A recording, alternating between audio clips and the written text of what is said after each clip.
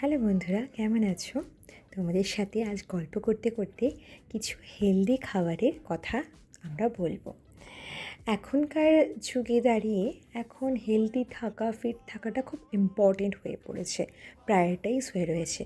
আর ধীরে ধীরে যত আমি বড় হচ্ছি, যত বয়স বাড়ছে, তত মনের মধ্যে একটা চিন্তা তৈরি হচ্ছে যে আমরা সিটিং জব করি, অলমোস্ট 10 ঘন্টা 11 ঘন্টা বসে থাকি, ক্যালোরি বার্ন প্রপারলি হয় না। তাই এমনভাবে নিজেদেরকে ফিট রাখা উচিত যেখানে আমাদের ডাইজেস্টিভ সিস্টেমটা প্রপার থাকতে পারে আর আমরা অনেকক্ষণ বেশি হেভি না হয়ে থাকি। আমরা যাতে প্রপারলি খাওয়া দাওয়াটা মেনটেন করে লাইফটাকে সুন্দরভাবে লিড করতে পারি।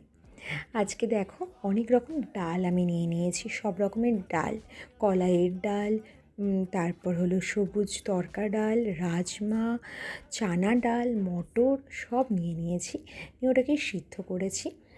আর এখানে আমি তার সাথে বয়েল করেছি একটা গাজর। আমি গাজরটা বয়েল করতে পছন্দ করি। আর এটা নামিয়ে একটু বাটার দিয়ে আমি এই গাজরটাকে নেড়ে নিয়েছি, গাজর বলো চাট বলো। আর এখানে আমি করে নিয়েছিলাম দই দিয়ে, যেটা ঘরে বানানো দই।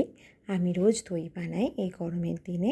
দইয়ের সাথে ব্ল্যাক পেপার, চাট মশলা দিয়ে আমি একটা ছাট টাইপের বানিয়েছিলাম এই রেসিপিটাতে দেবো বলে। তার সাথে একটু শসা, একটু বিট লবণ, একটু ব্ল্যাক পেপার, চাট মশলা, নুন স্বাদ মতো দিয়েছিলাম। অ্যান্ড মিক্স করে খেতে সত্যি খুব ইয়ামফুল হয়েছিল। এটাই আমার রাতের ডিনার ছিল।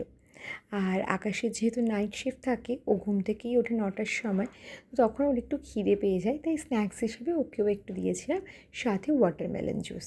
সত্যি খুব ভালো হয়েছিল খেতে। তোমাদের কেমন লাগলো রেসিপিটা জানিও। আর রাজপ্রীত সংসারকে সাবস্ক্রাইব করতে ভুলো না। থ্যাংক